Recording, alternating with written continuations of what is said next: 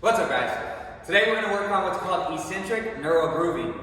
I want to make sure you understand, though, that I did not come up with this. This is from Functional Range Anatomy and Dr. Andrea Spina. I'm a certified mobility specialist through functional range conditioning, and I want to make sure you understand the progression on how to properly train your shoulder so you can make the best and most healthy shoulder possible. Now, you're going to start off with CARs, or controlled articular rotation, here. And you're going to continually send that signal to your joint on how you want it to move. You're going to do those each and every day, 5 minutes a day.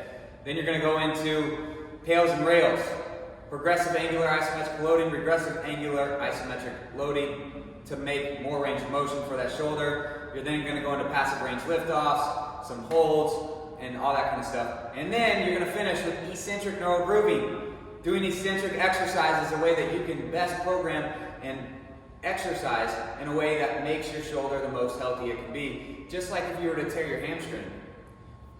The first exercise that you're probably going to do is in an isometric hold, but then in order to really rehab and really get back into it, you're going to do eccentric exercises, and that's when the muscle is lengthening or the joint is lengthening. So today I'm going to show you exactly how we're going to do eccentric neurogrooving or ENG training for the shoulder joint. Now today we're going to use a band, just like so, and we're going to use a kettlebell. So if you don't have those things, head to a gym and get that stuff done there. But this is further along the progression on training your shoulder for mobility. So I hope you like it. Try it out. Send this to people who are looking for their shoulder mobility, who have terrible shoulder mobility. All right, let's get it. So right here, we're going to do flexion in range, or eccentric neurogrooving from flexion. What I want you to do is attach the band to a point, make a point about shoulder width height, anywhere from waist to shoulder, it's all good. Now you're going to lock out that arm up and overhead. Now what I want to do is I want to try, this is not a stretch, I'm going to try to lock this in as hard as I can. Then with my opposite foot, I'm going to step forward, trying to keep this locked out and hold it nice and tight. I'm going to come down and I'm going to eccentrically, so I'm going to let that lengthen, these tissues on the back, lengthen into flexion. Then I'm going to push back, reset. Press it out in front of me slightly, lock it down, step out in front, decelerate it, and eccentrically load it backwards into flexion. Back and forth, let's go about 8 to 10 reps. It's nice and slow. Stay locked in and control.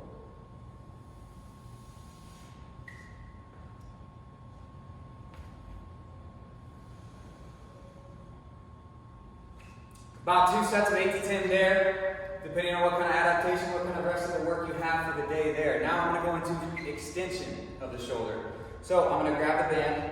It's going to be on my palm side, palm facing away from me. Now right from here, I'm going to try to lock this in right by my hip. I'm going to step forward again with my opposite hip, opposite foot. Try to lock it in, go all the way down into that lunge, keep my shoulder square, and eccentrically load that into extension. Come back up. Lock that sucker in, step forward, eccentrically load it on the way up. So you're not holding it the entire time. Maybe you don't have a strong enough band, you're not just holding it as an isometric.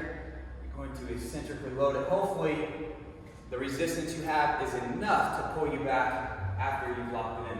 Here we go. Step forward, slowly, eccentrically load it into extension. One more.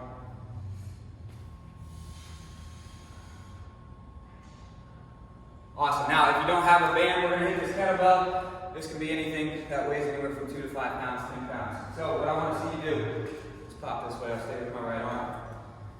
This one's a little bit more difficult. Be careful with your bicep. It attaches up to your shoulder. As we reset with each rep, just be careful on bringing it into the next rep. I'll show you what I mean. So right from here, I'm going to grab this kettlebell just like so. I'm going to come off to the side of the bench, anchor down with my opposite hand. Now I'm going to let this drive back into extension, slowly resisting that kettlebell as it pulls me all the way down.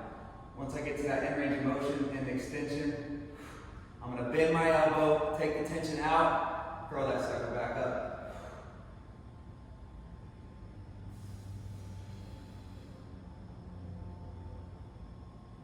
Eccentrically loading it all the way down, hits the end range, come back up.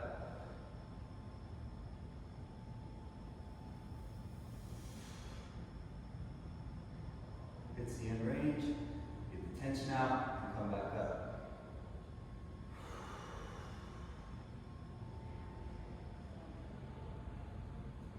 All right, guys, that's 3 different ways that you can do it. Remember, this is from functional range anatomy, functional range conditioning, in-range or eccentric neural grooving. If you want to learn more about it, type this in on YouTube, on Google, functional range conditioning, eccentric neural grooving, or more mobility of your shoulder. Check out Dr. Andrea Ospina. Lots of information coming out from him, and I hope you guys like it. Share this with a friend. Have a great day.